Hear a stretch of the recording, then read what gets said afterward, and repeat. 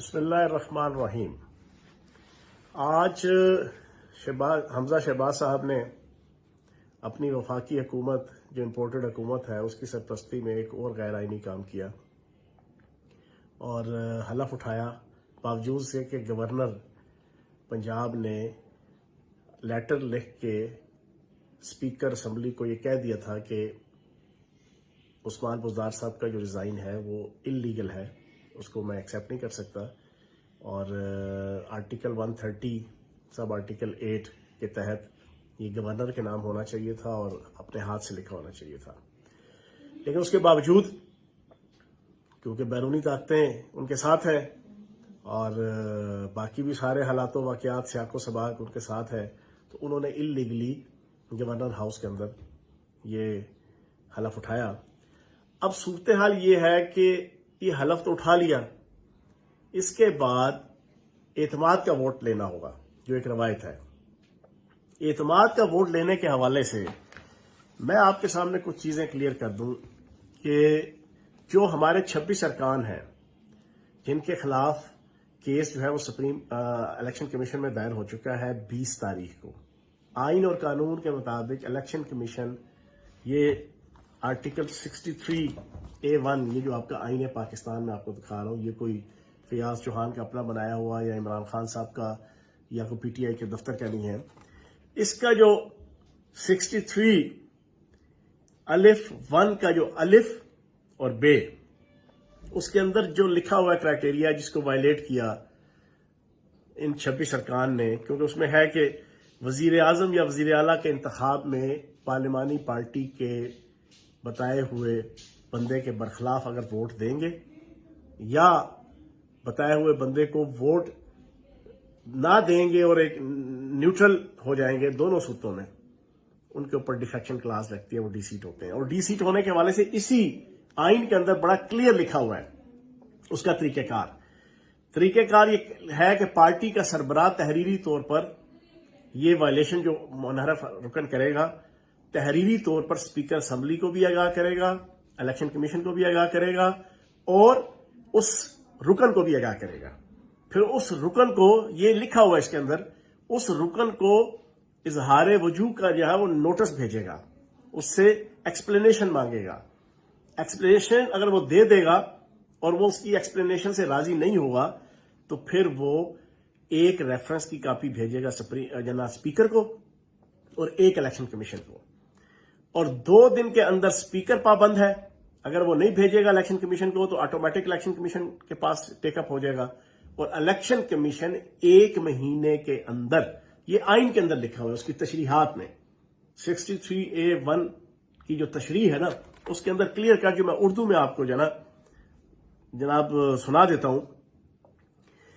کہ شک 1 کے تحت اعلان کی وصولی پر ایوان کا افسر،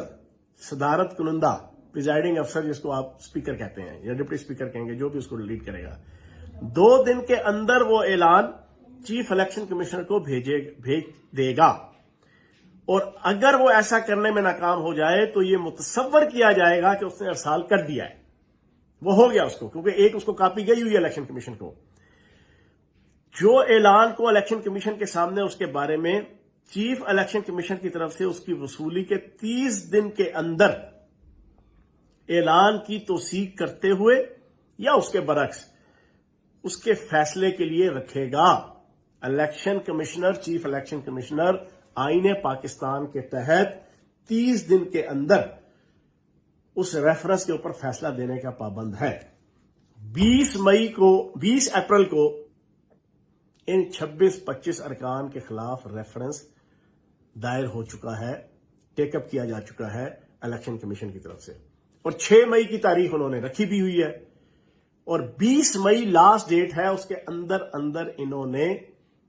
فیصلہ دینا ہے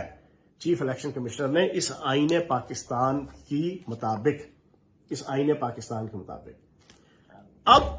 6 تاریخ کو یا 20 تاریخ سے پہلے ان کا فیصلہ آ گیا، جو آبویسلی کیٹیگوریکلی انہوں نے وائلیشن کی ہے، ساری دنیا کے سامنے، میڈیا کے سامنے، انٹرنیشنل میڈیا کے سامنے، ویڈیوز موجود، کلپس موجود، انہوں نے جناب 63A1 کی خلاف ورزی کرتے ہوئے وزیر اعلیٰ کے انتخاب کے موقع پہ अपने पार्टी के कैंडिडेट के बजाय दूसरी पार्टी के कैंडिडेट को वोट देकर वो लोटे बने, वो मुनहरफ हुए। अब ये डिसीट हो जाते हैं 6 तारीख को, या दोबारा डेट दे देते हैं, वो 16 की, 17 की, 18 की, 20 तक पाबंद है, 20 मई तक इलेक्शन कमीशन। जब ये 26 बंदे डिसीट होंगे, इनमें से 5 के ऊपर ऑटोमेटिक जो है वो पीटीआई की दूसरे मेंबर बन जाएंगे, 3 खवातीन और 2 आपकी जो अकलियती हैं, उसमें तो ऑटोमेटिक 5 बंदे आ गए। बाकी 21 डिसीट हो गए, वहां पे जिमनी इलेक्शन आएगा। जब ये 5 हमारे बन गए, 21 डिसीट हो गए, तो जनाब आप वजीर आला जब बनते हैं तो उसके बाद एतमाद का वोट लिया जाता है। अगर आपको एतमाद का वोट के लिए हम कहें, और बल्कि हम कहेंगे कि एतमाद का वोट लें, तो जब आप एतमाद का वोट कहां से लेंगे? एतमाद के वोट के लिए आपको 186 वोट चाहिए। तो जनाबे वाला मर्ज बढ़ता गया जूजू दवा की। इतनी आसानी से नहीं आप बन सकते जना, नोटों के जरिए से, डॉलरों के जरिए से, डीलरों के जरिए से ये आले शरीफ कानून की और आइन की धज्जियां जो उड़ाने लगा हुआ है। तो मैं आपकी इत्तला के लिए अर्ज कर दूं, गेम अभी अब शुरू हुई है, फाइनल राउंड अब शुरू हुआ है, और उस पर ये ऐसा फंसेंगे कि ये ना आगे जोगे तो ना इंशाल्लाह पीछे जोगे। ये वजारत आला इंशाल्लाह चलेगी नहीं। इलेक्शन कमीशन का भी इम्तिहान है, अदारों का भी इम्तिहान है, अदालतों का भी इम्तिहान है। अब पूरी पाकिस्तानी कौम देख रही है कि जिस इलेक्शन कमीशन के ऊपर इमरान खान साहब और हम ये कह रहे हैं कि ये पार्शल है, ये इम्पार्शल नहीं है, ये न्यूट्रल नहीं है, ये अपनी जिम्मेदारियों को प्रोफेशनल तरीके से, न्यूट्रल तरीके से अदा नहीं कर रहे, इसी एक केस के अंदर पता चल जाएगा। 20 मई के अंत से पहले पहले अगर ये डी नोटिफाई ना हुए, डिसीट ना हुए, तो कैटेगोरिकली साबित हो जाएगा कि इलेक्शन कमीशन पार्शल है, पूरी दुनिया के सामने, मीडिया के सामने, एंकर्स के सामने, तजियानिगारों के सामने। और जब अगर